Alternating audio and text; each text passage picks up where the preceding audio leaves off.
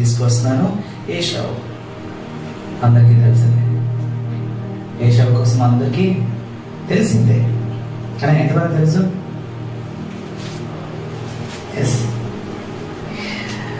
Okay, ఏశావు కోసం చూస్తే రెబెకా ద్వారా దేవుడు మాట్లాడాడు. అంటే బిడ్డలు ఇద్దరు, ఎవరు? యాకోబు, అదేవిధంగా ఏశావు.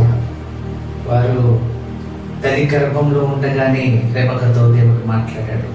ఇది రాబోయేది రెండు గుంపులు రాబోతున్నారు. ఈ రెండు గుంపుల నుంచి నేను చిన్నవాడిని నేను దీవించబోతున్నాను అని చెప్పి ఆ రోజుని దేవుడు రెబెకాతో మాట్లాడాడు. వారిద్దరూ అంట లోపడే ఫైట్ చేసుకున్నారంట, వారు పోరాడారంట, లోపడే కొట్టుకున్నారంట. నేను ముందు వస్తాను, నేను ముందు వెళ్తానని వారు పోరాడుకున్నారంట. Yes, there is a fight between them. దేవుడు అందుకుని ముందుగానే అక్కడ తెలియజేశాడు, ముందుగానే రెబెకాకు తెలియజేశాడు, నేను యాకోబుని దీవించబోతున్నాను అని దేవుడు. చూడండి, ఆయన దేవుడు ముందే ఏది తెలియజేశాడు. ఎందుకు దేవుడు డిఫరెన్స్ అనేది చూపించాడు? యాకోబు పట్ల ప్రేమ అనేది చూపించాడు ఫస్ట్ గానే, ఏశావు వైపు అయితే చూపించలేదు. అంటే కారణాలు ఉన్నాయి. ఎందుకంటే యూట్యూబ్లో అంటే మన కోసం దేవుడికి తెలుసు ఆల్రెడీ. మనం రాకముందే, భూమి మీదకి రాకముందే మన నీతో దేవుడికి తెలుసు. అందుకునే కదా ఇర్మియా ద్వారా దేవుడు మాట్లాడుతున్నాడు, కొంచెం ముందే నువ్వేంటో నాకు తెలుసు, నీ జీవితం ఏంటో నాకు తెలుసు. దేవుడు ఈ లోకంలో దేవుడు మనల్ని పెడుతున్నాడంటే మనము ఎలా ఉంటాము, మనము చాయిస్ ఇస్తున్నాడు దేవుడు. Choice, everybody has a choice. ఆ చాయిస్ ప్రకారం మనం జీవించాలి. ఈ రోజు దేవుడు మనకు మంచి చాయిస్ ఇస్తాం. మంచి మార్గంలోనే చెడ్డ మార్గంలో మనకి దేవుడు చాయిస్ ఇస్తారు, గుడ్ ఆర్ ఈవిల్. అందుకనే కదా ఏ చాయిస్ తీసుకుంటామో ఆ చాయిస్ ప్రకారంగా మన జీవితం అలా ఉంటుంది. అదే మనకి డెస్టినీ అవుతుంది. ఇప్పుడు దేవుని పట్ల మనం జీవిస్తే మనం ఎక్కడికి వెళ్తాం? పరలోకం మనం చేరుకుంటాం. అదే అపవాది వైపు మనం వెళ్తే మనం ఎక్కడ చేరుకుంటాం? నరకం. So there is only two destinations, one is the hell, one is the heaven. So ఇదంతా మన మీద డిపెండ్ అయి ఉంటుంది. So it depends upon how you go head in your life. So ఇక మనం చూస్తే ఏశావు కోసం మనం చూస్తే అక్కడ పొజిషన్ ఏంటి? ఏశావు కోసం చదువుబడిన వాక్య భాగంగా చూస్తే అతను ఎందుకున్నాడు? అడవిలో ఏం చేసేవాడు? వేటకు వెళ్ళేవాడు. వేటకు వెళ్ళి ఏం చేసేవాడు? జంతువుల్ని చంపుకుని తీసుకొచ్చేవాడు. ఆ జంతువుని చంపుకుని తీసుకొచ్చి ఎంతగా చక్కగా వంట చేసి ఏం చేసేవాడు? వాళ్ళు తండ్రి గారికి పెట్టాడు, ఇసాకుకి పెట్టేవాడు. ఇసాకు అంట ఆ భోజనము రుచి చూసి, అంటే నా కుమారుడు, నా పెద్ద కుమారుడు వంట చాలా బాగుంటదని చెప్పి ఎంతో ఇష్టపడ్డాడంట. అంత టేస్టీగా వంట చేసేవాడంట. ఆ టేస్ట్ అంతా అక్కడే ఉండేదంట. అందుకే ఇసాకు చాలా ఇష్టపడ్డాడంట. ఏశావు ఆ భోజనంకి ప్రియుడు అయిపోయాడంట, అతను చేసిన వంటలకి. అంటే నాన్ వెజిటేరియన్ అంత చక్కగా చూస్తే ఇసాకు ఏశావును కూడా అంత ఎందుకు ప్రేమించాడంటే దాదాపు 20 years అయిపోయింది వారి జీవితంలో వారికి బిడ్డలు కన్నాక. రెబెకాకి దాదాపు 20 years పట్టింది వారికి వివాహం అయిన. 20 years తర్వాత వారికి బిడ్డలు కన్నారు. అంటే అబ్రహాం ఏ విధంగా అయితే కష్టాలు పడ్డాడో, ఏ విధంగా అయితే సంతానం కోసం ఎదురు చూశాడో, దేవుని సన్నిధిలో మొరపెట్టాడో, అదేవిధంగా ఇక ఇసాకు జీవితంలో కూడా మనం చూస్తాం. ఇసాకు కూడా 20 years వెయిట్ చేయాల్సి వచ్చింది. లేఖనాలు ఏం తెలియజేస్తాయంటే, హిస్టరీ ఏం తెలియజేస్తుందంటే, ఇసాకు అదేవిధంగా రెబెకా అంట మోరియా పర్వతం మీదకి వెళ్ళి ప్రార్థన చేసేవారంట. ఇక్కడే దేవా నువ్వు నాయకుని తీర్చావు, ఇక్కడ ఒక దినాన్ని నేను చనిపోవాలి, నా తండ్రిగా నన్ను చంపేయాలి, కానీ ఆ రోజు నువ్వు డిసిజన్ ఇచ్చావు, ఆ రోజు నువ్వు రక్షించావు. ఒక గొర్రె పిల్లని తీసుకొచ్చి నా ప్రాణాన్ని నువ్వు రక్షించావు. ఈ రోజు నేను నా భార్యతో నీ దగ్గరికి వచ్చాను, ఈ రోజు నీ దగ్గర మొరపెట్టుకున్నాను, నాకు సంతానం కావాలని. అది చాలా సార్లు వెళ్ళి ప్రార్థన చేసినంత మోరియా కొండ మీదకి వెళ్ళి దేవుడు ఇసాకు ప్రార్థన విన్నాడు. ఎందుకంటే దేవుడు చేసిన వాగ్దానం ఏంటంటే, ఇష్మాయిల్ కాదు, ఎవరు? ఇసాకుని నేను దీవించబోతున్నాను, ఇసాకు సంతానం నేను దీవించబోతానని ఆ రోజు దేవుడు మాట్లాడాడు. అది వాగ్దానం ఎత్తి మోరియా కొండ మీద ఎత్తి దేవుని దగ్గర ప్రార్థించినట్టు హిస్టరీ మనకు తెలియజేస్తాం. సో రెబెకా అదేవిధంగా ఇసాకు ప్రార్థన దేవుడు విన్నాడు. దేవుడు విని దేవుడు ఇషావుని దేవుడు ఇచ్చాడు. ఎస్, ఒకరు కాదు, దేవుడు ఇద్దరిని ఇచ్చాడు. Yes, God has given 2 children, that is Esau and యాకోబు. దేవుడు ఎంతో దీవెనగా వారికి ఇచ్చాడు. సో రెండు జాతులు వచ్చినాయి. అంటే ఆ రెబెకా సంతానం నుంచి ఎవరు వచ్చారు? 2 జాతులు వచ్చినాయి. ఆ 2 జాతులు ఎవరు? ఒకటి ఏశావు జాతి, అయితే ఇంకొకటి యాకోబు జాతి అక్కడ వచ్చినట్టు ఆ గ్రంథాలు మనకు తెలియజేస్తాయి. ఇక్కడ మనం చూస్తే ఎల్డర్ గా, ఇప్పుడు మన ఇంట్లో ఎల్డర్ గా పుట్టిన వారికి చాలా రెస్పెక్ట్ ఉండదు, అవునా? చాలా రెస్పెక్ట్, ఇట్స్ బర్త్ రైట్ అన్నమాట. వారికి బర్త్ రైట్ ఉంటుంది. అంటే ఇంట్లో ఉన్న A to Z అంతా వాళ్ళకే రైట్ ఉంటుంది, వాళ్ళకే రైట్ ఉంటుంది. చిన్నవాడికి అంత ఉండదు అనుకుంటారు, ఆకారం పుట్టినవాడికి అంత ఉండదు. అంటే తరాలు వెళ్ళిపోతాయి. ఇప్పుడు 5 మెంబర్స్ ఉన్నారు అనుకో, 5 మెంబర్స్ లో ఫస్ట్, సెకండ్, థర్డ్, ఫోర్త్, అంటే 5th మెంబర్కి వచ్చినప్పటికి ఏమి ఉండదు అంట. అందుకనే లాస్ట్ నుంచి పుట్టాను రా బాబా అనుకుంటారు, ఫస్ట్ పుట్టుంటే ఎంత బాగుంటుంది అని చాలా మంది అనుకుంటారు. అది మన ఇండియాలో లేదు. మన ఇండియాలో లాస్ట్ నుంచి వస్తారు పైకి, లాస్ట్ నుంచి పైకి వస్తారు. కానీ ఇప్పుడు any country, European country or Middle East country, ఏ కంట్రీస్ తీసుకున్నా కానీ ఎస్పెషల్లీ మన ఇస్రాయల్ దేశాన్ని తీసుకుంటే they see for the elders more important అనమాట. అందుకని ఫస్ట్ వాళ్ళు కోరుకునేది ఏంటంటే మగబిడ్డని కోరుకుంటారు. ఎందుకంటే రెండోది మగబిడ్డ పుడితే అంత వాల్యూ ఉండదు. సో అందుకనే వారు ఫస్ట్ మగబిడ్డ పుట్టాలని కోరుకున్నారు. అందుకని హన్నా ప్రార్థించినప్పుడు కూడా అన్నది నాకు మగబిడ్డే కావాలనుకుంది, ఎందుకంటే నేను దేవుడి కోసం నేను వాడుకోవాలి నా పెంచితే అని చెప్పి అందుకని మగబిడ్డని కోరుకుంది. అందుకని ఇష్మాయిల్ సమయలు ఆ రోజుని దేవుడు ఒక బహుమానంగా ఇష్మాయిల్ సమయల్ని దేవుడు ఇస్తాడు. సో దేవుడు దీవిస్తాడు. అంటే దేవుడు దీవెనలు ఈ ఎల్డర్ నుంచి మనకి చాలా దీవెనలు పొందుకుంటారు. చాలా రెస్పెక్ట్ కూడా ఉంటుంది. ఒక ఇంటిని, ఒక కుటుంబంకి నువ్వు ఎల్డర్గా పుట్టవంటే అది చాలా ఇంపార్టెంట్ గా వారు కన్సిడర్ చేస్తారు, ఎస్పెషలీ యూదులు, ఇశ్రాయేల్ ప్రజలు. సో ఇక్కడ ఏశావుకి దొరికింది ఏంటంటే ఎల్డర్ స్థానం దొరికింది అన్నమాట. ఎల్డర్ స్థానం అంటే ఎంతనే ముందు వచ్చాడు, ఒక సెకండ్స్ లాగా ముందుకు వచ్చాడు. ఒకే ఒక సెకండ్ గింటి కాలుతో తన్ని బయటకు వచ్చాడు. చూడండి, జీవితంలో అతను గర్భంలో ఉన్నప్పుడు పోరాడాడు. గర్భంలో ఉన్నప్పుడు చాలా పోరాడాడు. చూడండి, మనం ఈ దేశంలోకి వచ్చాము, మన ఈ లోకంలోకి వచ్చామంటే మనము అనేక సెల్స్ తోటి అంటే మనం పోరాడతామంట. అనేక సెల్స్ ఉంటాయంట. మేబీ 1 lakh సెల్స్ ఉంటాయంట. 1 lakh సెల్స్ తోటి మనం పోరాడతామంటే మన శత్రువులు లోపడే ఉంటారు, బయటే కాదు, లోపల కూడా. అంటే తల్లి గర్భంలో కూడా మనం పోరాడతామంట, ఫైట్ చేస్తాం. చాలా సెల్స్ ఉంటాయండి. నేను ముందెళ్తానని అందరూ పోరాడతారంట. This scientific. అందులో అంటే 1,00,000 మంది ఉంటారంట. అంటే మనతోటి పోలికలతో 1,00,000 మంది ఉంటారు. ఆ 1,00,000 మందితోటి పోరాడతామంట. మనం పోరాడి బయటకు వస్తామంట. సో ఇక్కడ రెబెకా గర్భంలో ఏమైందంటే ఎద్దులు వచ్చారు పోరాడుతుంది. అంటే 1,00,000 మందితో పోరాడి ఇద్దరు చేరుకున్నారు. ఆఖరికి లాస్ట్ ఫైనల్ స్టేజ్ కి ఇద్దరు చేరుకున్నారు. ఆ ఇద్దరు చేరుకుని వారిద్దరు కూడా ఏం చేస్తున్నారు, లోపల కొట్టుకుంటున్నారు. నేను ముందెళ్తా. నాకు చదువుతే అక్కడనే ఉంది. నేను ముందెళ్తా అక్కడ పోరాడుతున్నారు. That's what's happening there. That was a fight going on between both of them. అది చూడండి, చాలా భయంకరంగా ఫైట్ జరుగుతుంది వారి మధ్యన. ఒకసారి చదువుకున్న వారి గంటంలో ఉంది. మొదటి వాడు ఎన్నడి వాడుగా బయటికి వచ్చాను. అతని ఒళ్ళంతయు రొమ్ము వస్త్రము వలె నుండెను. 22 నుంచి చూడమ్మా, 21 నుంచి. ఇస్సాకు భార్య గొడ్రాలు కనుక అతడు ఆమె విషయమై యెహోవాను వేడుకొనెను. యెహోవా అతని ప్రార్థన వినెను కనుక అతని భార్య అయిన రెబెక్కా గర్భవతి ఆయెను. ఆమె గర్భములో శిశువులు ఒకరితోనొకడు పెరుగులాడును కనుక ఆమె ఇలాగైతే నేను బ్రతుకుట యుండను గాని అనుకొని వాళ్ళిద్దరు ఎలా పోరాడారంటే, అమ్మో నేను చచ్చిపోతాను అనుకుందంట. అంత భయంకరంగా వచ్చుకున్నారంట. చూడండి, నేను ముందంతా ఇంకా తల్లి ఉంటుందా? రెబెకా అనుకుందంటే దేవుడి సన్నిధిలో నేను చచ్చిపోతానేమో ప్రభువా అనుకుందంట. అంతలా పోరాడుకున్నారంటే శక్తి లేదు ఇంకా తనకి. ఇప్పుడు ఎలా నా పరిస్థితి ఏంటా అనుకుంటే అప్పుడు దేవుడు మాట్లాడుతాడు. చూడండి, ఎంత చక్కగా దేవుడు మాట్లాడతాడు. చూడండి, అప్పుడు యెహోవా ఆమెతో ఇట్లా నేను 2 జనములు నీ గర్భములో కలుగు. 2 జాతులు వస్తున్నాయంటండి. 2 జాతులు, 2 నేషన్స్ వస్తున్నాయి. 2 నేషన్స్ వస్తున్నాయి. 2 జనపదలు నీ కడుపులో నుండి ప్రత్యేకముగా వచ్చును. ఒక జానపదము కంటే ఒక జనపదము బలిష్ఠి అయి ఉండెను. ఒకటి స్ట్రాంగ్ గా ఉంటది, ఒకటి బలంగా ఉంటది, ఇంకొక దాని మీద బలంగా ఉంటదని అక్కడ దేవుడు ఆల్రెడీ తెలియజేస్తున్నాడు చూడండి. అంటే చూడండి, వాళ్ళు గర్భంలోనే వారు ఏం చేశారంట, ఇద్దరు పోరాడుకున్నారు. నేను ముందెళ్తా, నేను మొదలు.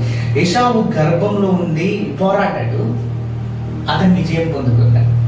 గర్భంలో అతను విజయం పొందుకున్నాడు. అంటే చూడండి, ఎల్డర్ గా రావాలంటే ఇద్దరు పోరాడేది ఏంటి, నేను ముందు వచ్చి నేను ముందుంటాను, నేను ముందుండి నేను ఈ కుటుంబం నేను నడిపిస్తానని చెప్పి అనుకున్నాను. నేను ముందుండాలి అని అనుకున్నాను. కానీ అక్కడ యాకోబు ఓడిపోయాడు. యాకోబుకి సరిపోలేదు, శక్తి సరిపోలేదు. కానీ ఏశావు జయించాడు, గర్భంలో జయించి బయటకు వచ్చాడు. విజయం అతనే పొందుకున్నాడు. విజయము గర్భంలో పొందుకున్నాడు. కానీ భూమి మీదకి లోకానికి వచ్చిన తర్వాత ఓడిపోయాడు. అది గర్భంలో విజయం పొందుకున్న వ్యక్తి బయటకు వచ్చి లోకంలో ఓడిపోయాడు. అది ఈరోజు పాఠం. మరి అసలు ఎందుకు ఓడిపోయాడు, లోకంలోకి వచ్చేందుకు ఓడిపోయాడు?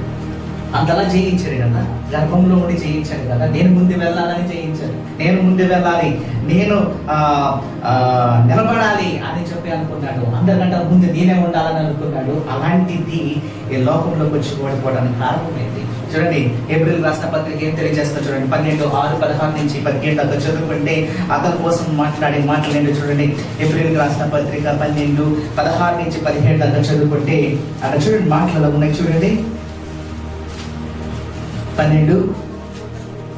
ఒక పూట కూటి కొరకు తన జ్యేష్ఠత్వమును హక్కును అమ్మి వేసిన ఏశావు వంటి బలిష్ఠుడైనను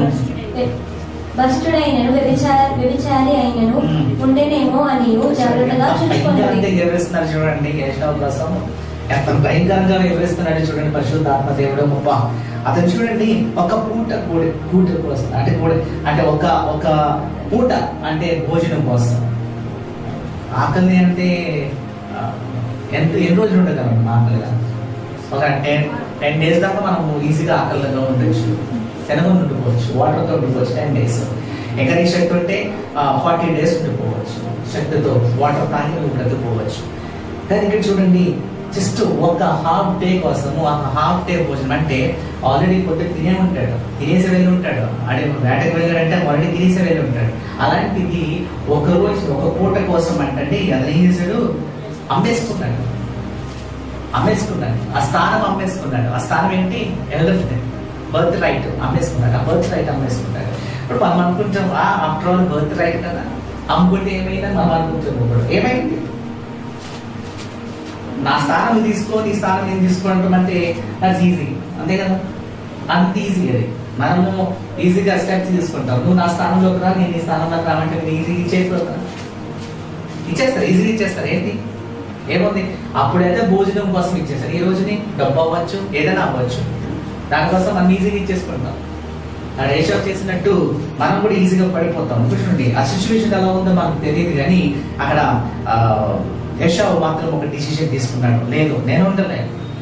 ఇక్కడ ఏప్రిల్ రాసిన పత్రికలో చక్కగా వివరిస్తాడు అనమాట. జీవితం అంతా ఎలా అయిందంటే ఓడిపోయాడు, అమ్మేసుకున్నాడు. జీవితం అంతా నాశనం అయిపోయింది. ఆ భయంకరమైన స్థితిలోకి అతను వెళ్ళిపోయాడు. కారణం ఏంటంటే, ఎందుకు అలాంటి కోసం జస్ట్ ఒక్క పూట భోజనం కోసము మొత్తం అంతా అమ్మేసుకున్నాడు. ఆ స్థానం పోగొట్టుకున్నాడు. ఈ స్థానం నువ్వు తీసేసుకో యాకోబు అంటున్నాడు. నేను పోరాడాను దీనికోసమే, ఈ స్థానం కోసం నేను పోరాడాను, ఈ స్థానం కోసం నువ్వు కూడా పోరాడావు. ఈ స్థానం నువ్వు తీసేసుకో, ఈ స్థానంలో ఉంటే నాకేంటి అంటాడు. చూడండి ఇక్కడ ఆదికాండంలో రాయబడిన వాక్య భాగంలో ఏమంటాడు చూడండి. అక్కడ ఆ స్థానం కోసం ఏమంటాడు చూడండి. నేను చావబోచున్నాను కదా, చచ్చిపోతున్నాను, నాకెందుకు ఈ స్థానం, నాకెందుకు, నువ్వు తీసేసుకో, నేను చచ్చిపోతున్నాను కదా. చూడండి పరిస్థితి చూడండి. ఒక పూట భోజనం లేదని చెప్పి ఏమంటున్నాడు, చచ్చిపోతున్నాను అంటున్నాడు. చూడండి ఎక్కడ దాకా వెళ్ళిపోయాడు. చూడండి, ఒక్క పూట భోజనం కూడా అంటే ఒకరికి ఆకలి ఇస్తున్నప్పటి 2 నిమిషాలు కూడా ఉండలేదు తెలుసా. వాళ్ళకి తిరిగిపోయినట్టు అయిపోతుంది, దానికి ఏదో అయిపోయినట్టు అయిపోతుంది, కొన్ని తిరిగిపోతుంది. అవి కూడా ఆకలి వేసేస్తుంది, నేను ఉండలేను, నేను పడిపోతానేమో అనేది అయిపోతుంది. బాడీ ఎలా ఉంటుంది, దేవుడు మన బాడీ ఎలా ఇచ్చాడంటే శక్తితో ఇచ్చాడు. దేవుడు చాలా శక్తితో ఇచ్చాడు. మనము భోజనాన్ని ప్రేమించకూడదు, ఎట్టి పరిస్థితుల్లో మనం భోజనాన్ని ప్రేమించకూడదు. దేన్ని మనం ప్రేమించకూడదు, దేవుడు అంటాడు. దేన్ని మీరు ప్రేమించొద్దని దేవుడు అంటున్నాడు. We should not love anything. ఇక్కడ ఏషావు చూడండి, ఆ స్థానం దేవుడు ఎంతో చక్కని స్థానం ఇచ్చాడు, అతనికి అవకాశం ఇచ్చాడు. దేవుడు ఆల్రెడీ రెబెకాతో మాట్లాడు, కానీ అక్కడ దేవుడు ఏషావుకి ఛాన్స్ ఇచ్చాడు. మాట్లాడింది ఆల్రెడీ వారు పుట్టక ముందే దేవుడు ఏం మాట్లాడాడు, అందులో ఒకడు చాలా శక్తిమంతుడు, ఇంకొకడు చాలా వీక్. అంటే ఒక జాతి చాలా బలంగా ఉంటది, ఇంకొక జాతి చాలా వీక్ గా ఉంటదని రెబెకాకు తెలియజేశాడు. కానీ అందులో ఎవరు అని చెప్పలే. తర్వాత అన్నాడు ఎల్డర్ అన్నాడు కదా, ఎస్ ఎల్డర్ అన్నాడు, older will be serve the younger one అన్నాడు.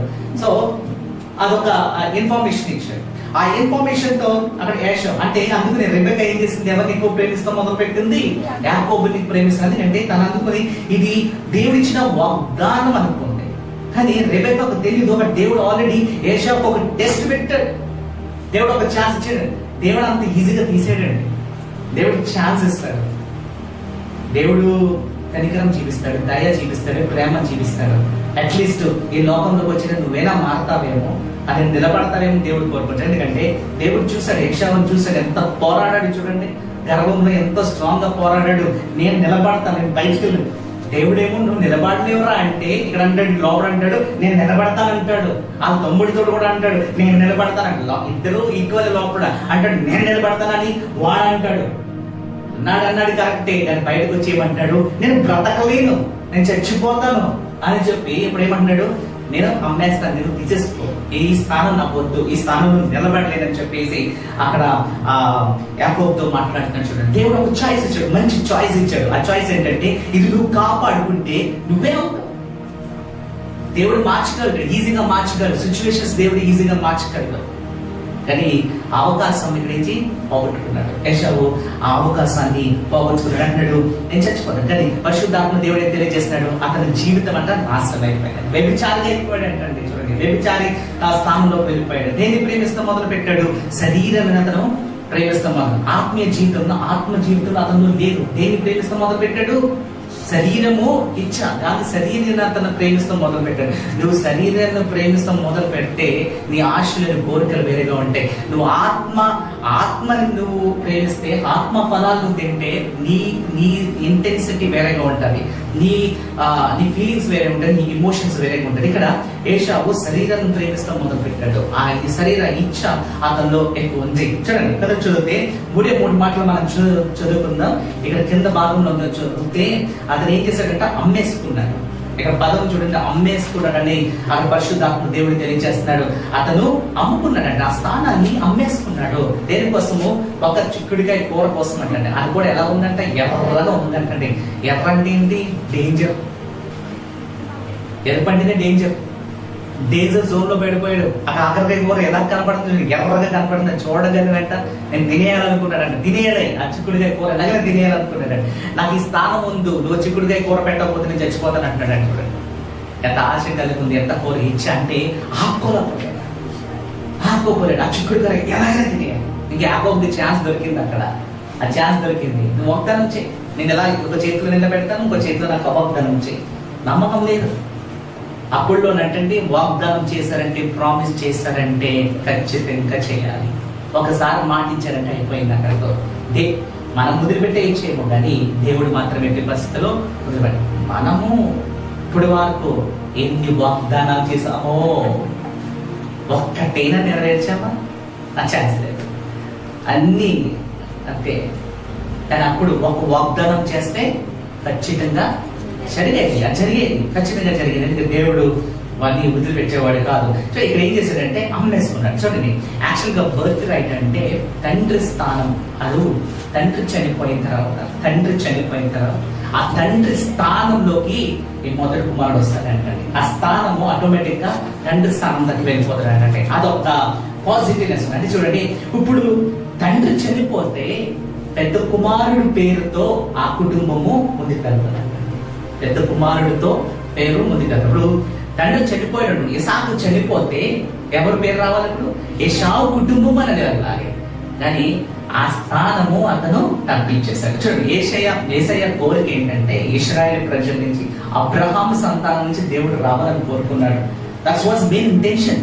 దేవుడు రావాలి, యేసయ్య ఈ లోకంకి రావాలంటే అబ్రహాం నుంచి దావీదు దాకా వెళ్ళాలి. ఇది చైన్, ఒక చైన్. ఈ చైన్ ప్రకారంలో దావీదు దాకా చేరుకోవాలి. దావీదు దాకా చేరుకోవాలంటే ఇదంతా జనరేషన్ అంతా ఉంది. ఇప్పుడు దేవుడు ఎన్నుకుంటే మొదటి స్థానం ఎన్నుకుంటాడు. ఇప్పుడు చూడండి, ఇసాకు యాకోబు సంతానం మనం చదువుకుంటే యాకోబుకి ఎంతమంది పిల్లలు? 12 మంది పిల్లలు ఉన్నారు కదా. 12 మంది పిల్లలు ఉంటే యేసయ్య ఏ సంతానం నుంచి బయటకు వచ్చాడు? యూదా సంతానం నుంచి వచ్చాడు. అసలు ఏ సంతానం నుంచి రావాలి? యాక్చువల్ గా రుబేన్ సంతానం నుంచి రావాలి. కానీ అతను ఆ స్థానము పోగొట్టుకున్నాడు. ఎందుకంటే అతను పాపం చేశాడు, ఆ స్థానం పోగొట్టుకున్నాడు. రెండవ వాడు సిమియోను, ఆ స్థానం పోగొట్టుకున్నాడు. ఎందుకు? దీనా విషయంలో అతను అక్కడ తప్పు చేస్తాడు, అక్కడ చంపేస్తాడు, అన్యాయంతో చంపేస్తాడు. సో ఆ స్థానం అక్కడ పోగొట్టుకుంటాడు. అలాగే లేవి కూడా ఆ స్థానం పోగొట్టుకుంటారు. ఈ స్థానం పోగొట్టుకున్న తర్వాత నెక్స్ట్ ఎవరున్నారు? యూదా. 4వ వాడు యూదా. అందుకునే దేవుడు నెక్స్ట్ లైన్ లో ఉండేది ఎవరు? యూదాని దేవుడు సెలెక్ట్ చేసుకున్నాడు. యూదా లైన్ నుంచి దేవుడు యాక్చువల్ గా రుబేన్ ఉండాలి. రుబేన్ ద్వారా ఆ సంతానం ముందుకు వెళ్ళాలి. కానీ ఆ స్థానాలన్నీ వాళ్ళు పోగొచ్చుకుని ఇక నిలబడింది ఎవరు?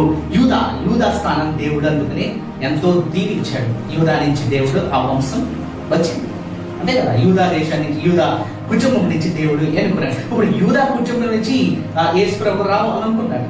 యాక్చువల్ గా ఏశావు ద్వారా దేవుడు రావాలి ఆ స్థానం. ఇప్పుడు యేసయ్య వెనక్కి వెళ్ళి చూస్తే అసలు ఏశావు ఎక్కడ కనపడ్డు? ఇప్పుడు కనపడింది ఎవరు కనపడతారు? యాకోబు మాత్రమే కనపడతాడు. యాకోబు హిస్టరీ అంతా యాకోబే కనపడతాడు. అసలు ఆ స్థానంలో ఎవరు ఉండాలి? ఏశావు ఉండాలి. అక్కడ ఆ దీవులన్నీ అతను పొందుకోవాలి. ఆయన ద్వారా ఎవరు దీవించబడతారు? దావీదు దీవించబడతాడు. దావీదు తర్వాత ఎవరు? యేసయ్య, మెస్సయ్య అతని నుంచి రాబోతున్నాడు. కానీ ఆ స్థానం ఏమన్నాడే?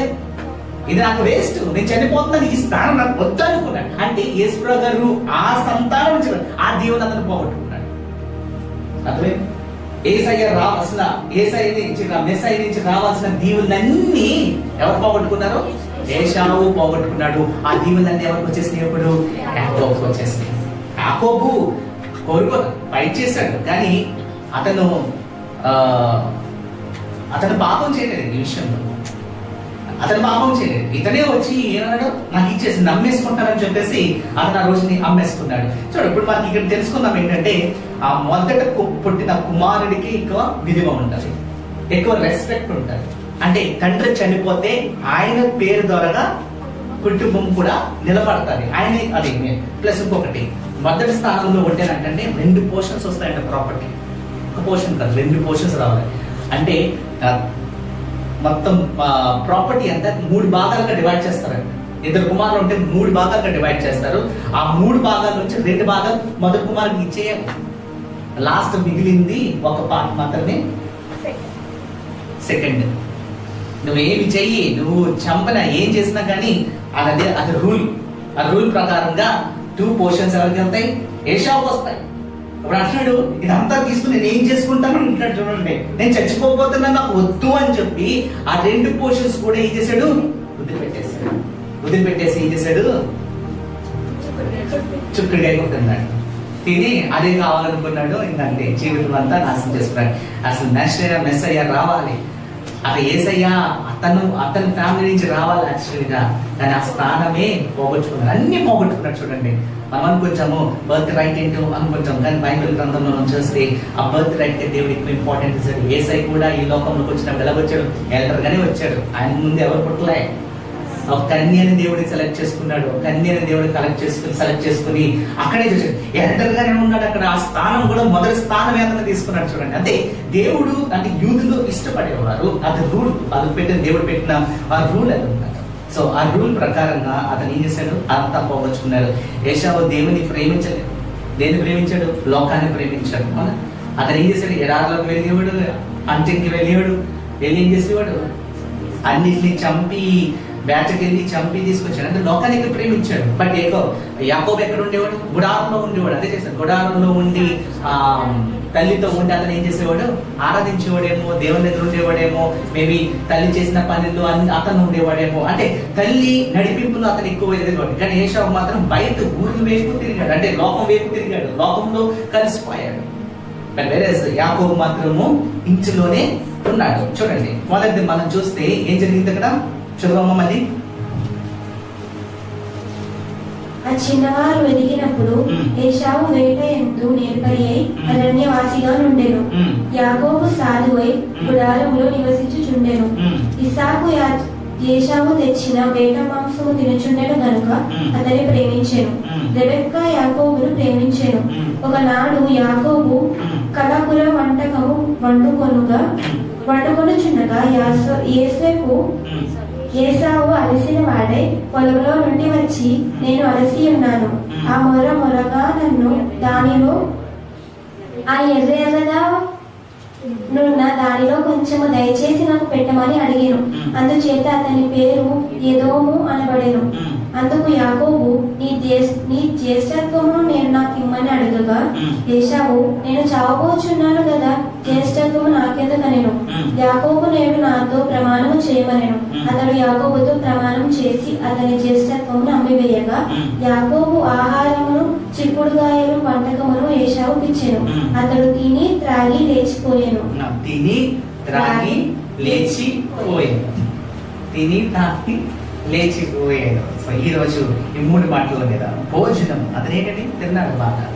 తిని ఏం చేశాడు, ఆ స్థానము పోగొచ్చుకున్నాడు. తిని ఆ స్థానము పోగొచ్చుకున్నాడు. గమనించాలి, తినటం కూడా పాపమే. ఎంతవరకు తినాలో అంతవరకు తినాలంట. మనం తిండి మీద ఎక్కువ పెట్టుకోకూడదంట. టీవీలో చూస్తూ ఉంటాం, యూట్యూబ్లో అన్ని ఛానల్స్ వచ్చేస్తున్నాయి. ఇప్పుడు భోజనాలు, వంటలో ఛానల్స్ వచ్చేస్తున్నాయి. అవన్నీ మనం చూస్తూ ఉంటాం. తినే అనిపిస్తుంది మనకి. మంచిది, చూస్తాం, చాలా మంచిది. కానీ దాని మీద ఎక్కువ ఆశ పెట్టుకోకూడదు. భోజనాల మీద ఎక్కువ ఆశ పెట్టుకోకూడదు. ఎలా అంట, మనం భోజనం ఎలా చేయాలంట, భోజనం చేస్తున్నప్పుడంట, భోజనం తింటున్నప్పుడు ఇంకా ఆకలిగా ఉన్నప్పుడే మనం నేర్చుకోవాలంట. ఇంకా ఆకలిగా ఉన్నప్పుడే నేర్చుకోవాలంట. అంటే ఇంకా హాఫ్ నిండా, అంతే హాఫ్ నిండి ఇంకా ఆకలిగా ఉంది, అప్పుడు అక్కడి నుంచి లేచేయకపోవాలంట. ఇంకా మనం అతిగా ఎక్కువ తినకూడదు, భోజనం ఎక్కువ తినకూడదని పరిశుద్ధ గ్రంథం మనకు తెలుసు. సామెతలు 23:2 మనం చదివితే ఇంకా చాలా సామెతల్లో చాలా ఉన్నాయి విషయాలు. అక్కడ సొలొమోను ఎవరేస్తాడు, ఎంతో చక్కగా ఎవరేస్తాడు అనమాట. భోజనం మనం ఎక్కువ ప్రేమించకూడదు, దాని మీద ఎక్కువ కాన్సన్ట్రేషన్ పెట్టకూడదు. మనం అది అతిగా ఎక్కువ తింటే అంటే అవి చాలా ప్రాబ్లమ్స్ అంటే. ఇక్కడ ఏశావు తెచ్చుకునేదంటే, ఏశావు ఏం చేశాడు, భోజనము తిని అతను ఏం చేశాడు, ఆ స్థానాన్ని పోగొట్టుకున్నాడు. దానికోసం ఎక్కువ ఆశించాడు. అసలైంది వదిలిపెట్టేశాడు. శరీరం ఇచ్చి కోసం చూసిన ఆత్మ ఫలాలు అతను పొందుకోవాలని కోరుకోలేదు. ఇక్కడ అక్కడ యాకోబు గుర్తించాడు, నన్ను ఈ స్థానంలో ఉంటే, ఈ స్థానంలో దీవెన వేరే ఉంటే అని అతను గ్రహించాడు. ఈ దీవెన నాకు కావాలని అనుకున్నాడు. నేను మిగిలితే నాకు ఈ స్థానం దొరకదేమో అని అనుకుని అంటున్నాడు, నువ్వు ఒక వాగ్దానం చెయ్యి, ఆ స్థానం నాకు కావాలి, ఆ స్థానం నాకు ఇస్తావా అని చెప్పి అడిగినప్పుడు వెంటనే అన్నాడు, నేను చచ్చిపోతాను, నాకెందుకు, నాకు తిండి కావాలి, తిండి ఇచ్చే సరిపోతుంది, నేను బ్రతికిపోతాను అని అనుకున్నాడు. రోజు చదువు సామెతలు 23:2 అక్కడ భక్తులు ఏం తెలియజేస్తారు, చదువు. నీవు తిండిపోతువైన ఎడల నీ గొంతుకు కత్తి పెట్టుకొనుము, అతని రుచిగల పదార్థములను ఆశింపకము, అవి మోసపుచ్చు ఆహారములు. చూడండి, మోసపోకూడదు. లడ్డు చూస్తే మురిసిపోతా ఉంటారు. అక్కడ లడ్డు కావాలంట. చూస్తాకి ఆ మిఠాయి షాప్ దగ్గరికి వెళ్తే అన్ని వెరైటీస్ లడ్డులు పెడతారు. ఏ లడ్డు కొనుక్కోవాలా అనుకుంటాం, ఏం చేస్తాం, తింటాం, కొనుక్కుంటాం, మళ్ళీ నెక్స్ట్ వీక్ ఇచ్చినప్పుడు మళ్ళీ ఇంకా కొనాలనుకుంటాం. అలా అది తిని దాంట్లో ఉన్న నెయ్యి, దాంట్లో ఉన్న స్వీటు, అవన్నీ మనం లోపల తీసుకుని ఏం చేస్తాం, లేనిపోయిన రోగాలన్నీ తెచ్చేస్తాం. భయంకరమైన రోగాలు వచ్చేస్తాయి. స్వీట్ ద్వారా చాలా రోగాలు వస్తాయి. ఆ నెయ్యి ద్వారాగా, ఆ స్వీట్ ద్వారాగా మనం రోగాలు తెచ్చేసుకుంటాం. ఆ రోగాల నుంచి మళ్ళీ బయటకు రావాలంటే చాలా కష్టం. ఎందుకంటే దాంట్లో టాబ్లెట్స్ ఇంకా మనం ఎన్ని ఎక్సర్సైజులు చేసినా కానీ అది పోదు. కానీ టాబ్లెట్స్ వల్లే ఆ కంట్రోల్ ఉంటుంది. ఇప్పుడు షుగర్ పేషెంట్ చూస్తే ఇప్పుడు షుగర్ పేషెంట్స్ పరిస్థితి ఎలా ఉంటుందో తెలుసా? షుగర్ పేషెంట్స్ అప్పుడు షుగర్ రాకముందు వారు ఏం తినేవారు కాదు. కానీ ఇప్పుడు వారికి ఎవ్రీ సెకండ్ వారికి ఏంటంటే ఆశ కలుగుతుందంట, తినేయాలని ఆశ కలుగుతుందంట. మనకంటే ఎక్కువ తింటారంట. వాళ్ళకి తెలుసా, ఆకలి వేసేస్తుందంట, వాళ్ళకి తినేయాలనిపిస్తుందంట, అన్ని తినేయాలనిపిస్తుందంట, నార్మల్గా అనిపిస్తుంది. కానీ అలాంటి పరిస్థితుల్లోకి వెళ్ళిపోతుంది. అలాంటి ఇన్సులిన్ మనలో బాడీలో ఉన్న ఇన్సులిన్ ఏం చేస్తుందంటే అదో పీడిస్తూ ఉంటుంది. తిని అని పీడిస్తూ ఉంటుంది మన బాడీలో. సో అదే దేవుడు ఏమంటాడంటే దేన్ని మనము మంచిగా ఉన్నప్పుడు దేన్ని మనము ఆశించకూడదు. అన్ని వెరైటీస్ చాలా మనకి ఆశ కలిగేలా చేస్తాయి, కోరికలు వస్తూ ఉంటాయి, తినాలనిపిస్తుంది. తింటాం పర్లే, కొంచెం తింటంలో తప్పు లేదు, కానీ అదే తినకూడదు, అదే తినకూడదు. ఇప్పుడు అన్ని బర్గర్స్ అన్నీ, ఇప్పుడు అన్ని చికెన్ KFC చికెన్లు అన్నీ బయట ఇంకా ఏమొస్తున్నాయి, పిజ్జాలు అన్నీ ఇంకా ఏవేవో వచ్చేస్తున్నాయి, వెరైటీస్ వస్తాయి. దానంతా చీజ్ పెట్టేస్తారు, ఆ చీజ్ అంతా లోపలికి వెళ్ళిపోతారు, చీజ్ వెళ్ళిపోతుంది బాడీలోకి వెళ్ళిపోతుంది. అది కరగాలంటే చాలా కష్టం. పరిగెత్తారు ఉంటుంది, బయటకు అంతా వాకింగ్ చేస్తారు, వీళ్ళందరూ ఉంటారు కదా, వాళ్ళు పరిగెడతామంట, అది చూసి కష్టపడి చూస్తాము అనుకుంటాం. అయ్యో తిన్నప్పుడు మనకు అలాంటిది లేదు, కానీ ఎంత కష్టపడతారో కాచేస్తూ ఉంటారు, సెంట్లో కాచేస్తూ ఉంటారు, ఇంకా తినరు అని ప్లాన్ వేసుకుంటూ ఉంటారు అన్నమాట. అది చూడండి ఇక్కడ చెప్తున్నాడు, భక్తుడు తెలియజేస్తున్నాడు.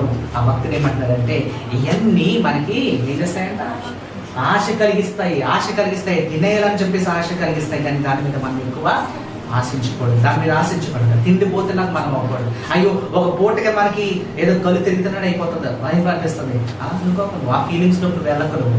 ఒక పూట నువ్వు భోజనం లేకపోయినా నువ్వు పర్లేదు, నువ్వు ధైర్యంతో నిలబడాలి. దానికి నువ్వు అలవాటు పడిపో. నువ్వు యంగ్స్టర్స్ ఎలా ఉంటారు, యాక్టివ్గా ఉంటారు. అది షుగర్ పేషెంట్స్ అనుకో, ఓకే, వాళ్ళు ఏదైనా చాక్లెట్ పెట్టుకోవాలి, తినాలి, ఎందుకంటే వాళ్ళు తెచ్చుకున్నారు, అది తినేసి తెచ్చుకున్నారు. ఏం చేస్తాం మనం, ఏం చేయలేము. అది పరిస్థితి అలా ఉన్నాయి అందరికీ అంతే. అది రైస్ తినొద్దు అంటాము, మనం తినేస్తూ ఉంటాం రైస్, దాంట్లోనే ఉంది అసలు షుగర్, అది తినేస్తాం. మనకి ఇండియన్ కల్చర్ అది, అదో తినేస్తాం. 3 పూటలు పెట్టేస్తాం, మనకి 4 పూటలు పెట్టా తినేస్తాం మన రైస్. దాంట్లో ఏముంది, విషయం. దాంట్లో ఏముంది, విషయం. Rice is very dangerous for health. అది ఎంత డేంజరస్ తెలుసా, ఇప్పుడు మన అమెరికాకి మన ఇండియాకి మనము అది కంపేర్ చేసుకుంటే, అమెరికన్స్ అంతా రొట్టెలు తింటారు, 2 ముక్కలు తిన్నారు, కానీ వాళ్ళకి అసలు షుగరే ఉండదు. మనం కంపేర్ చేసుకుంటే చిన్నపిల్లలు కూడా డయాబెటీస్ లో ఉన్నారు ఇప్పుడు. అలాంటి పరిస్థితుల్లో మనం, ఎందుకంటే బైబిల్ కూడా ఎంత చక్కగా వివరిస్తున్నాడంటే, మన పరిశుద్ధ దేవుడు మన తిండిలో కూడా మనం చాలా తిండిపోతేలాగా మనం ఉండకూడదు, మనం అన్ని పోగొట్టుకుంటామని చెప్పేసి ఈరోజు మనకు దేవుడు మనకు తెలియజేస్తున్నాడు. దానియేలు మనం చూస్తే అంటే, దానియేలుని ఒక బానిసగా తీసుకెళ్ళిపోయాడు. బానిసగా ఆ బబులోను దేశానికి తీసుకెళ్ళినప్పుడు, ఆయన బానిసగా ఉన్నప్పుడు అతన్ని, ఇప్పుడు చూడండి, రాజమహల్ భోజనం అతని దగ్గర తీసుకొస్తారంట. 10,000 మంది ఉన్నారు, 10,000 మంది యూత్ అంతా ఉన్నారు అక్కడ. ఇప్పుడు మంచి ఫుడ్, మంచి భోజనం అక్కడ, నాన్ వెజిటేరియన్ ఫుడ్, అన్ని వెరైటీస్, రాజు టేబుల్ మీద పెట్టిన భోజనాన్ని అన్ని సప్లై చేస్తుంటే దానియేలు నిలబడి అన్నాడంట, నాకు ఆ భోజనం వద్దు బాబు అన్నాడు. నాకు ఆ భోజనం వద్దు, ఆకులు ఉంటే తీసుకురండి, ఆకులు తింటా, అది చాలు. అక్కడ ఇన్ఛార్జ్ అనుకున్నాడంటే, నువ్వు ఆకులు తింటే చచ్చిపోతావేమో అన్నాడు. నా దేవుడు నన్ను చంపడు, ఈ ఆకులతోటి నేను బ్రతితానన్నాడు. ఈ ఆకులతో నా దేవుడు ఈ ఆకులతోటి నన్ను శక్తి ఇచ్చి దేవుడు ముందుకు నడిపిస్తాడు అన్నాడు. అదే విధంగా అతనిలో ఆ శక్తిని పొందుకున్నాడు. చూస్తానంటే అతను చాలా ఎనర్జెటిక్ గా ఉన్నాడంటే, దానియేలు చాలా అది మన దానియేలు గ్రంథంలో కనబడుతుంది. మొదటి అధ్యాయం మనం చదువుకుంటే అక్కడ దానియేలు కోసం మంచిగా చక్కగా అక్కడ రాయబడి ఉంది. చూడండి, అతను అజయం పొందుకున్నాడు, ఆకులు తిని అతను బ్రతికాడు. వెజిటేరియన్ తిని అతను బ్రతికాడు. రోజు దేన్ని ఆశించలేదు, దానియేలు ఆశించలేదు, ఫుడ్ మీద అసలు ఆశించలేదు. ఆ రోజు నేను ఫుడ్ని ఆశించుండుంటే ఏ స్థానం సంపాదించుకున్నాడు? దానియేలు సంపాదించిన స్థానం ఏంటి? Prime minister. ఎన్ని ప్రొవిన్సెస్ కి?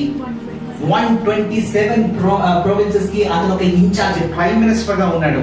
ఒకవేళ ఆ రోజుని ఆ భోజనం తిని ఉంటే ఆ స్థానము ఆ రోజున స్థానం పోయి ఉంటాయి.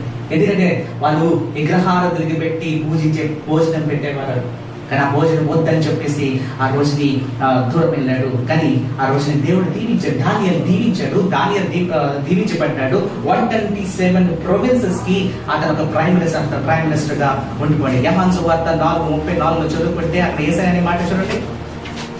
యోహాను సువార్త 4:34, యోహాను సువార్త 4:34. యేసు వారిని చూచి, నన్ను పంపిన వాని చిత్తము నెరవేర్చుటయు ఆయన పని తుదముట్టించుటయు నాకు ఆహారమై ఉన్నది. సో దేవునికి ఆహారం ఏంటి? యేసయ్యకి ఈ లోకంలో ఉన్న ఆహారం ఏంటి? దేవుడి చిత్తము నెరవేరటమే నా ఆహారం అని దేవుడు అక్కడ యేసయ్య అక్కడ తెలియజేసి, యేసయ్య మానవ రూపంలో ఉన్నాడు, అతను కూడా ఆకలి వేసేది, కానీ అతను మాత్రం కాన్సన్ట్రేషన్ చేసేది ఏంటంటే నా దేవుడు, నా తండ్రి ఆశించింది అది నా ఆహారము అని అక్కడ యేసయ్య తెలియజేసి. ఈ రోజు మనకి ఏది ఆహారమై ఉన్నది ఇంపార్టెంట్. ఈరోజు యాకోబు ఆశించలేదు, కానీ ఏశావు మాత్రము భోజనము ప్రియుడైపోయాడు. అంటే నాన్ వెజ్ అంటే బాగా అలవాటు అయిపోయాడు కదా, తింటున్నాడు, టయానికి తింటున్నాడు. అలాగే అది తిని కూడా నాన్నగారు కూడా అలవాటు చేసేసాడు, నాన్న కూడా ఏమైపోయాడు, ప్రియుడైపోయాడంట. ఎంతో ఇష్టపడ్డాడంట, ఆ ప్రేమను కూడా గెలిచేసుకున్నాడంట భోజనం ద్వారా. చూడండి, అంటే భోజనం చాలా ఒక్కొక్కరు ఏం చేస్తారంటే మంచి మంచి భోజనాలు పెడతారు, వాళ్ళ దగ్గర చేసుకుంటారు, లేకపోతే మంచి మంచి ఆహారాలు పెడతా ఉంటారు, అన్ని వెరైటీస్ పెట్టేస్తా ఉంటారు. మనం మోసపోకూడదు తెలుసా, భోజనం బట్టి ఎప్పుడు మోసపోకూడదు, అది ఎప్పుడు మోసం చేస్తుంది. అది కూడా అంటాడు పరిశుద్ధాత్మ దేవుడు అంటున్నాడు, భోజనం బట్టి మనము మోసపోకూడదు, మనము చాలా కేర్ఫుల్ గా ఉండాలని ఈరోజు దేవుడు మనకు తెలియజేస్తున్నాడు. చూడండి, ఇక్కడ ఏశావు భోజనం ద్వారా ఏం పోగొట్టుకున్నాడు, ఆ చేష్టత్వం పోగొట్టుకున్నాడు, ఆ స్థానాన్ని అతను పోగొట్టుకున్నాడు. రెండోది అతను చేసింది ఏంటంటే లోకం వైపు చూశాడు కదా. చూడండి, ఏం తినాలో దేవుడు అన్నాడు. చూడండి, ఎజికేలు రాసిన గ్రంథము 3:3 ఒకసారి చదువుకుంటే, ఎజికేలు గ్రంథము 3:3 చదువుకుంటే, ఎజికేలు గ్రంథము 3:3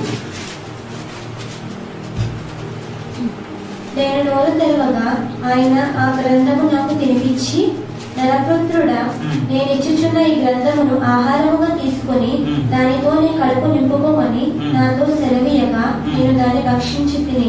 ఆహారం ఏదేమండి, దేవుని వాక్కు ఆహారమై ఉంటుంది. అంటే దేవుడు చెప్పింది మనము తినాలి, దేవుడు చెప్పింది మనం చేయాలి, ఏది దేవుడు చెప్తాడో అదే మనము తినాలి. అది దేవుని వాక్కు ప్రకారం మనం జీవిస్తే మనకి ఏ ప్రాబ్లమ్స్ ఉండవు, మనం నిలబడతాము అని దేవుడు ఈరోజు దేవుడు తెలియజేస్తున్నాడంట. సో మనము తినే విషయంలో చాలా జాగ్రత్తగా ఉండాలి. మనం దేన్ని భోజనం మనము ప్రియులు అవ్వకూడదు, దాన్ని ఎక్కువ మనము ఆశించకూడదని దేవుడు కోరుకొచ్చున్నాడు. రెండోది అతను ఏం చేశాడంట, త్రాగి నాడంట. వస్తే ఏం చేశాడు, తిన్నాడు, బాగా తిన్నాడు.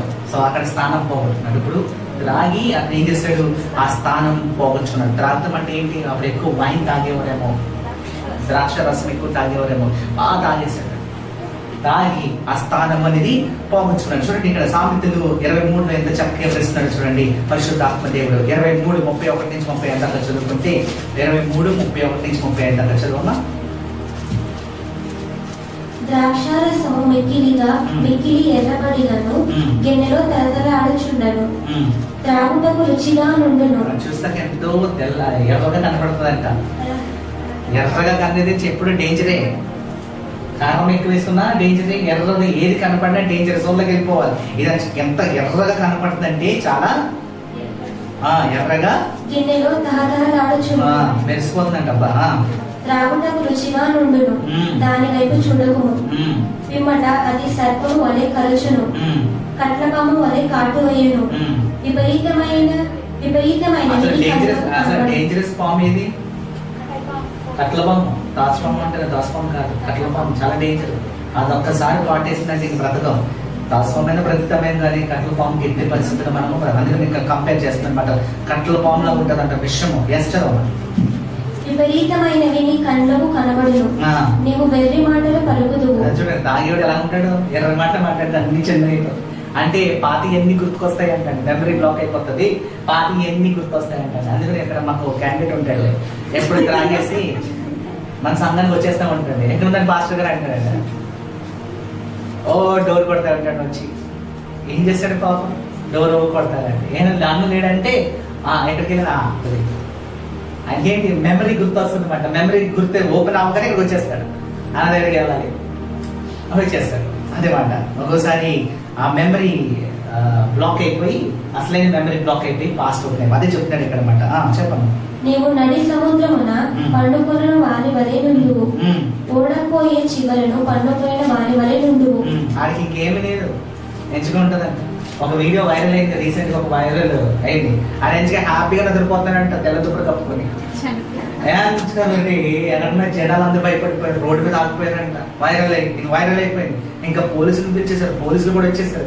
ఆ పోలీసులు వచ్చి ఆయన టచ్ చేయకుండా రౌండ్ తిరుగుతున్నారు. అది ఏంటి అసలు శవం ఏంటి, ఎవరో బాడీ లోపల పెట్టేశారేమో చంపేసి దుప్పటి కప్పేసి వెళ్ళిపోయారని అందరూ వేచారు. అసలు కరోనా కేసెస్ జరుగుతున్నాయి. ఈ కరోనాలో ఏమో ఎవరు అలా వదిలిపెట్టేసి వెళ్ళిపోయారు, ఎవరు టచ్ చేయట్లేదు, ఎవరు దగ్గరికి వెళ్ళట్లేదు, సెల్ఫీ వీడియో తీసేస్తున్నారు. అసలు ఏంటి పరిస్థితి అని చెప్పి ఆ పోలీసుడు కర్రకి వెళ్తున్నాడు, లేచి ఇలా గోక్కుంటున్నాడండి. ఏం జరిగిందని తాగేసి ఉన్నాడు, తెల్ల దుప్పటి కప్పుకున్నాడు.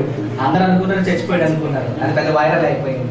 అలా ఉంది సార్ పరిస్థితి కాదు. ఆడి ఎక్కడ పడుకుంటాడో వాడికి తెలియదు. సముద్రం పక్కన ఎంచగా విశ్రాంతి తీసుకుంటాడు, హ్యాపీగా ఉంటాడు జీవితం అంతా తాగినప్పుడు. ఆ మొత్తులో ఉన్నప్పుడు అలా ఉంటుంది. అది వివరిస్తున్నాడు పరిశుద్ధాత్మ దేవుడు. ఎస్ చెప్పమ్మా.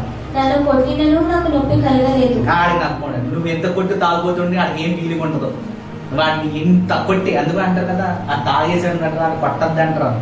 అంటే కొట్టిన అడుగు ఎంత కొట్టినాడు కానీ అంత ఫీలింగ్స్ ఉండవు. తాగిన వాడిని కొడితే ఏ ఫీలింగ్స్ ఉండదు ఆడికి.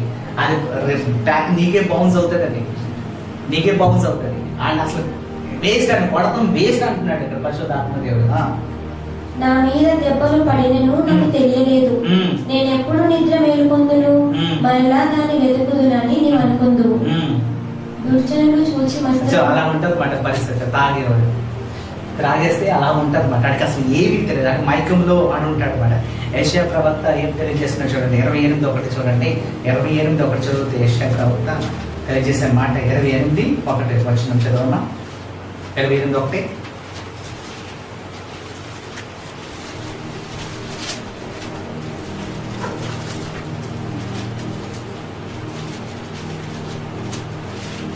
చదువు.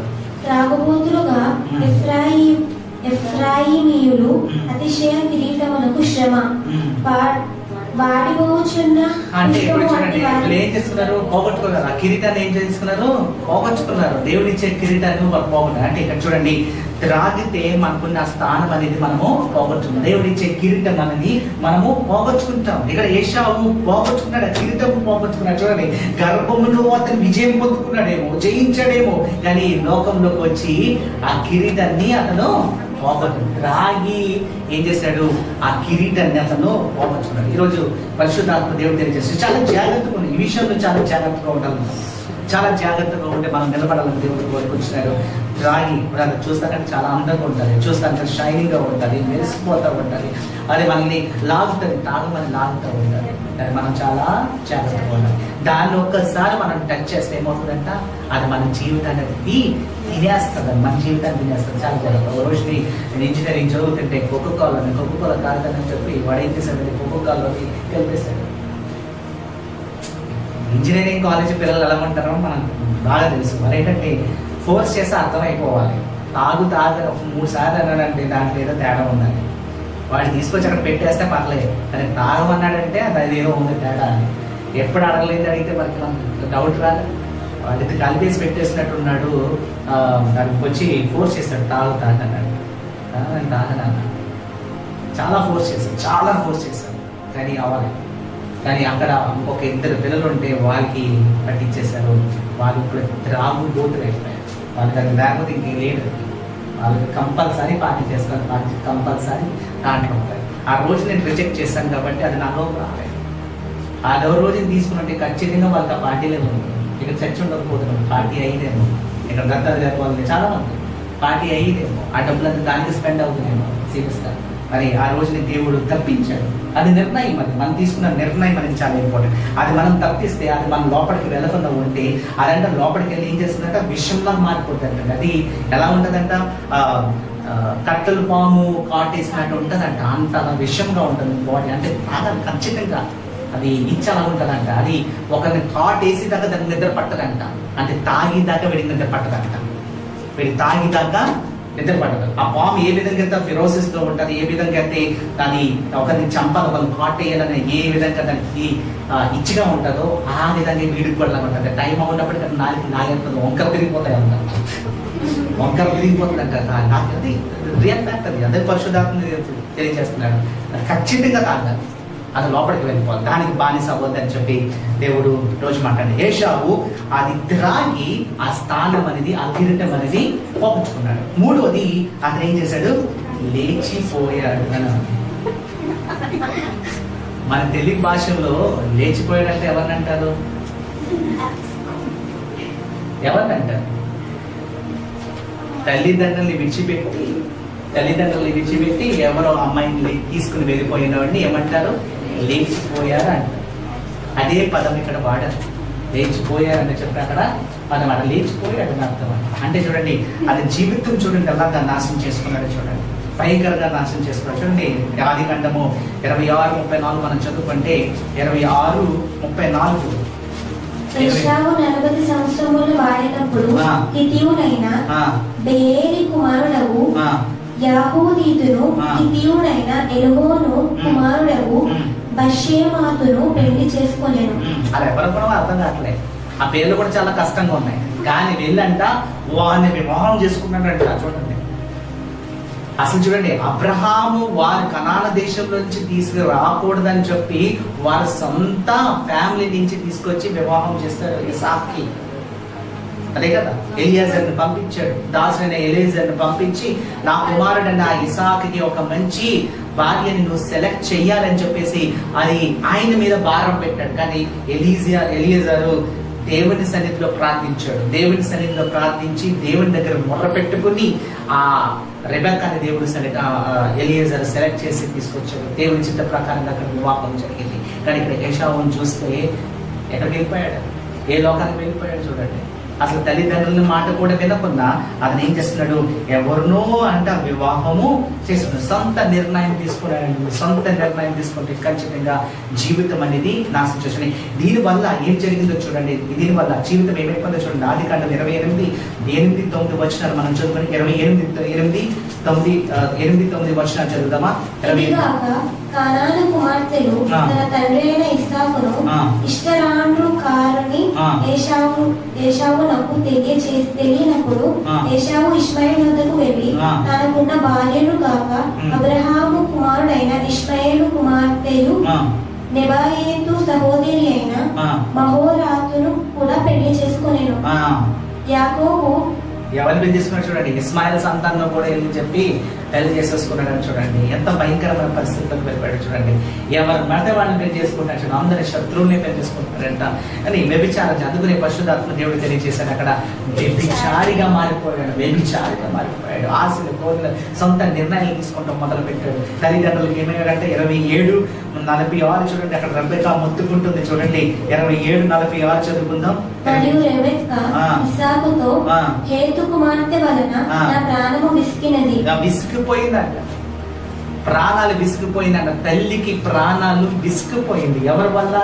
ఏశావు వల్ల ప్రాణము ఇసుకుపోయిందని చెప్పేసి అక్కడ రెబెక్కా మొత్తుకుంటుంది చూడండి. అదే చేసుకున్న సొంత నిర్ణయం తీసుకున్నాడు. అక్కడ ఏశావు తీసుకున్న నిర్ణయం అంత భయంకరంగా ఉంది చూడండి. వాళ్ళని కంట్రోల్ చేయాలంటే అంత ఈజీ కాదు కదా సార్. యూత్ ఎలా ఉన్నారంటే అబ్బా ఒకసారి నా దగ్గరికి ఫోన్స్ వస్తాను, వాళ్ళు ఎలా కంట్రోల్ చేయాలి నాకు అర్థం కాదు. ఒకసారి సిచ్యువేషన్స్ అంతా చాలా భయంకరంగా ఉంటుంది. ఎంత కంట్రోల్ చేసినా కానీ వల్ల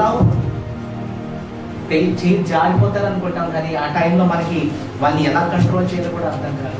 ఒక్కసారి ఎస్ఎంఎస్ వచ్చింది, ఒక్కసారి మెసేజ్ వచ్చింది, అక్కడ మెసేజ్ నుంచి వాళ్ళు ఇంకా ఆ డైరెక్షన్ ఎటువైపు వెళ్తుందో అర్థం కాకుండా వెళ్ళిపోతారు. దాని ఇక్కడ చూడండి, అది విసిగిపోతారంటండి. తల్లిదండ్రులు విసిగిపోయేటట్టు మనము చేయకూడదని చెప్పేసి గ్రంథం మనకి ఇక్కడ చూడండి. ఆ స్థానం పోగొట్టింది. దీని వల్ల అక్కడ ఉన్న స్థానం కూడా అక్కడ పోగొట్టుకున్నాడు. స్థానం పోగొట్టుకున్నాడు చూడండి. ఎవరిని పెళ్లి చేసుకున్నాడు? వాళ్ళందరూ ఈ గ్రహాలను పూజించే వాళ్ళని చేసుకున్నాడు. ఇస్మాయిల్ సంతానం వాళ్ళు బ్లెస్డ్ కాదు. దేవుడు ఆ సంతానం దీవిస్తానన్నాడు, కానీ ఆ సంతానం నుంచి యేసయ్య మెస్సయ్య వస్తాడని దేవుడు చెప్పలే. అసలు మెస్సయ్య రావాలంటే ఇసాకు సంతానం నుంచి మెస్సయ్య వస్తాడని దేవుడు తెలియజేది. అందుకని దేవుడు ఇసాకుని సెలెక్ట్ చేసుకున్నాడు. కానీ ఇతను వెళ్ళి ఎవరిని వివాహం చేసుకుంటున్నాడు? శత్రువుని చేసుకుంటున్నాడు. ఇష్మాయిల్ కుటుంబం నుంచి వచ్చిన ఆ స్త్రీని వివాహం చేసుకుని ఇక్కడ ఏం చేస్తున్నాడు? వాళ్ళ పరిస్థితి వాళ్ళు ఏ విధంగా ఉన్నారంటే రెబెక్కా విసుక్కుపోయింది. అంటే వాళ్ళు బిహేవియర్ చాలా డిఫరెంట్ గా ఉంది. వాళ్ళ యాటిట్యూడ్ చాలా డిఫరెంట్ గా ఉంది. వాళ్ళు అడ్జస్ట్ అవ్వకపోతున్నారు. వారికి వీరికి చాలా డిఫరెన్స్ ఉంది చూడండి. చాలా డిఫరెన్స్. అమ్మాయి తెల్లగా గోరుగా కనపడితే చాలు, లేదా నా అబ్బాయి హైట్ గా కనపడితే చాలు, అనుకోండి ఇంకా ఎస్ఎంఎస్ ఇంకొకసారి పరిచయం అయింది చాలు, వారు ఇష్టపడి ఇంకా ఎక్కడికో వెళ్ళిపోతారు. నిజంగా ప్రేమిస్తున్నాను, నిజంగా ప్రేమ నాకు అర్థం కాదు. ప్రేమ ఎక్కడ తీసుకెళ్ళిపోతారు అర్థం కాదు. ఆ స్థానం అంట పోగొట్టుకుంటామంట. స్థానము ఎంత బాగుంటుందో తెలుసా? ఆ బాధలు, ఆ ప్రేమలోకైనా ఓడిపోయితే ఎంత బాధ ఉంటుందో తెలుసా? అది ప్రాణాలకి వచ్చినట్టు తెలుసు. ఆ సొంత నిర్ణయం, ఆ సొంత నిర్ణయంతో అక్కడ కంప్లీట్ గా ఆ దీవెనగా అందుకుని అక్కడ పరిశుద్ధాత్మ దేవుడు వాడిన పదం ఏంటంటే లేచి పోయాడు, లేచిపోయాడు. అసలు పదం వాడాడు అక్కడ అది అంత భయంకరమైన పరిస్థితులకు దిగజారిపోయాడు అంటారు, దిగజారిపోయాడు. ఇంకా ఇంకా ఆ కిరీటం ఎన్నుకుంటే ఆ కిరీటం కంప్లీట్ గా అతను పోగొట్టుకున్నాడు, కంప్లీట్ గా ఆ కిరీటం పోగొట్టుకున్నాడు. సో ఆ కిరీటం పోగొట్టుకుని మరి తిరిగి రాదు. సో 3 విషయాల్లో అతను పడిపోయాడు. మొదటిది తిని అతను ఆ స్థానాన్ని పోగొట్టుకున్నాడు. రెండోది అతను రాగి ఆ స్థానాన్ని పోగొట్టుకున్నాడు. మూడోది లేచిపోయి అతను ఆ స్థానాన్ని పోగొట్టుకున్నాడు. సో నీ స్థానం ఈ రోజు కాపాడుకోవాలన్నా, ఆ స్థానంలో నువ్వు నిలబడాలన్నా, నువ్వు ఇంకా ముందుకు వెళ్ళాలన్నా, ఆ కిరీటం నువ్వు పొందుకోవాలన్నా, నీ ఫ్యామిలీ, నీ కుటుంబం సంతోషంగా ఉండాలన్నా, అది ఏం చేయాలి? ఆ స్థానంలో నువ్వు నిలబడాలి. ఆ స్థానంలో, దేవుడిచ్చిన స్థానంలో నువ్వు నిలబడాలి. కానీ ఆ స్థానం అతను గెలిచాడు, గర్భంలో గెలిచాడు. ఇప్పుడు చూడండి, మనం అందరం తల్లి గర్భంలో గెలిచి బయటకు వచ్చాం. తల్లి గర్భంలో మనం అందరం గెలిచి బయటకు వచ్చామంటే దేవుడు ఒక మంచి స్థానం మనకి ఇచ్చాడు. ఆ స్థానం ఈ రోజు మనము పోగొట్టుకున్నాం. ఆ స్థానం పోగొట్టుకుంటే దేవుడు మనం ఏదైతే దీవెనలు ఇవ్వబోతున్నాడో ఆ దీవెనలు కూడా మనము పోగొట్టుకుంటాం. ఇక్కడ మెస్సైని, ఆ సంతానం అంతా ఆ మెస్సైని పోగొట్టుకున్నారు. ఎందుకంటే ఏషియా ద్వారా వచ్చిన అందరూ ఏమైపోయారు? వ్యభిచారులు అయిపోయారు, లేకపోతే ఏదో విధంగా వాళ్ళు దేవుడి నుంచి దూరం అయిపోయారు. యాక్చువల్లీ దేవుని బిడ్డలే వాళ్ళు ఏమైపోయారు? ఇప్పుడు సాధారణ బిడ్డలు అయిపోయారు. సాధారణ బిడ్డలు అయిపోయారు, వాళ్ళు వ్యభిచారంగా మారిపోయారు. వాళ్ళ ఇష్టం ఇంకా అన్ని జనుల్ని వారు వివాహం చేసుకుంటాం మొదలు పెట్టారు. ఇంటర్ కాస్ట్ మీద మ్యారేజెస్ జరుగుతూ మొదలు పెట్టారు. అందుకని దేవుడు వాళ్ళని అందరూ యెషయా ప్రవక్త ద్వారా దేవుడు తెలిసారు, వీళ్ళందరూ ఏదోములు అయిపోయారు. ఇంకా ఏదేములు కూడా ఉన్నారు. ఇంకా అది ఈ జనరేషన్ అంతా ఏమైంది? ఇంకా పోగొట్టుకున్నారు. మొత్తం దేవుడు ఇచ్చిన దీవెనన్ని వారు పోగొట్టుకున్నారు. లాస్ట్ మనం చదువుకుంటే రోమీలు రాసిన పత్రిక 2, 4, 5 వచ్చిన చదువుకుందామమ్మా. రోమీలు 2, 4, 5. రోమీలు 2, 4, 5. లేదా దేవుని ఆగ్రహము మారు మనసు పొందుటకు నేను ప్రేరేపించుచున్నది ఎరుగక ఆయన అనుగ్రహైశ్వర్యమును సహనమును దీర్ఘశాంతమును తృణీకరించుదువా? నీ కఠినత్వమును మార్పు పొందని నీ హృదయమును అనుసరించి ఉగ్రత దినమందు, అనగా దేవుని న్యాయమైన తీర్పు బయలుపరచు దినమందు నీకు నీవే ఉగ్రతకు సమకూర్చుకొనుచున్నావు. చూడండి, ఇక్కడ దేవుడు తెలియజేస్తున్నాడు, మారు మనసు పొందుకోమంటారు. దేవుడు ఒక ఛాన్స్ ఇచ్చాడు, యేషావుకు ఒక ఛాన్స్ ఇచ్చాడు. మారు మనసు పొందుకుంటాకు ఒక ఛాన్స్ ఇచ్చాడు. ఇచ్చాడా లేదా? ఆ రోజు నేను ఒక మారు మనసు పొందుకుని ఉంటే ఖచ్చితంగా దేవుడు ఏదో ఒక చేతులు యేషావు విషయంలో, కానీ యేషావు కంప్లీట్ గా పోగొట్టుకున్నాడు. ఇంకా జీవితంలో నీకు మారు మనసు రాలేదు. ఇంకా అక్కడి నుంచి లేచిపోయి వెళ్ళిపోయి ఆ తప్పే కాదు, ఆ స్థానం పోగొట్టుకోవటమే కాదు, కానీ అక్కడ ఏం చేశాడు? వ్యభిచారం చేస్తాం మొదలు పెట్టాడు. ఆ వ్యభిచారంలో కూడా అతను కుటుంబం కూడా విసుగుదల తీసుకొచ్చి ఇంకా దూరం వెళ్ళిపోయింది. జీవితం అంతా నాశనం చేసుకున్నాడు. అతనిలో మారు మనసు వచ్చి ఉంటే ఖచ్చితంగా దేవుడు యేషావు సంతానం గురించో దీవించాడు. కానీ ఆ దీవెనలన్నీ కంప్లీట్ గా పోగొట్టుకున్నాడు. దేవుడు ఈ రోజు కోరుకునేది ఒకటే, మారు మనసు పొందుకోమంటున్నాడు. దేవుడి దగ్గరికి వచ్చి మొదలు పెట్టుకోమని దేవుడు ఛాన్స్ ఇస్తున్నాడు. ఆ దేవుడు ఎంత గొప్ప దేవుడు అంటే, ఆయన మన కోసం సిలువలో మరణించి ఆయన రక్తంతో మనం కడుక్కున్నాడంటే, ఆయన ఆ కిరీటాలు మనకి ఇవ్వాలనుకుంటున్నాడు. ఆ స్థానాన్ని తిరిగి మనకి ఇవ్వాలనుకుంటున్నాడు. ఏ స్థానం అయితే మనము ఈ శరీరంతో పోగొట్టుకున్నామో, ఆయన రక్తం ద్వారాగా దేవుడు మనం ఆత్మస్థానము సంపాదించుకుంటానికి దేవుడు మనకు ఒక అవకాశం ఇస్తున్నాడు. సో అవకాశం ఇచ్చినప్పుడు మనం మారు మనసు పొందుకుని మళ్ళీ తిరిగి వెళ్ళకూడదు. వాడు అన్నాడంట, అన్నీ మానేశాను, ఒక్కొక్కసారి నాకు దొబ్బ వస్తుంది అంటున్నాడంట. అన్నీ మానేసాడంటే ఒకసారి దొరకొస్తుంది అంటాడు, లాగుతుందంట. అంటే ఒకసారి ఏంటంటే అన్ని వెళ్ళిపోయిన తర్వాత ఒకసారికి ఇచ్చింగ్ వస్తామంట. వేలుకో నాలుకో ఎక్కడో ఇచ్చింగ్ దొరకొస్తుందంట. అది ఏం చేయాలో అర్థం కాదంటది. చాలా మందికి ఇదే జరిగింది. వాటికి దొరకొస్తుంది. కానీ ఆ టైంలో నేను నిలబడాలని దేవుడు కోరుకొచ్చాడు. ఆ టైంలోనే దేవుడు నిలబడాలి. ఆ టైంలోనే నువ్వు ఆ పోరాడితే ఖచ్చితంగా నువ్వు ఆ విజయం పొందుకుంటావు, ఖచ్చితంగా విజయం పొందుకుంటావు. కానీ ఇక్కడ చూడండి, ఏశావు అన్ని పోగొట్టుకున్నాడు. అక్కడ చూడండి, అన్ని పోగొచ్చుకుని అతను వెళ్ళిపోయాడు. కింద బాగా చదవమ్మా, అదే ఆదికాండం. యాకోబు ఆహారమును చిక్కుడుగాయల వంటకమును ఏశావుకు ఇచ్చెను. అతడు తిని త్రాగి లేచిపోయెను. అట్లు ఏశావు తన జ్యేష్ఠత్వమును తృణీకరించెను. ఏం చేశాడు? వదిలేశాడు. ఇంకా అన్ని వదిలేశాడు. ఇంకా వదిలేసి అక్కడి నుంచి వెళ్ళిపోయాడు. ఫిలిప్పీకి రాసిన పత్రిక 3:19. ఫిలిప్పీకి రాసిన పత్రిక 3:19.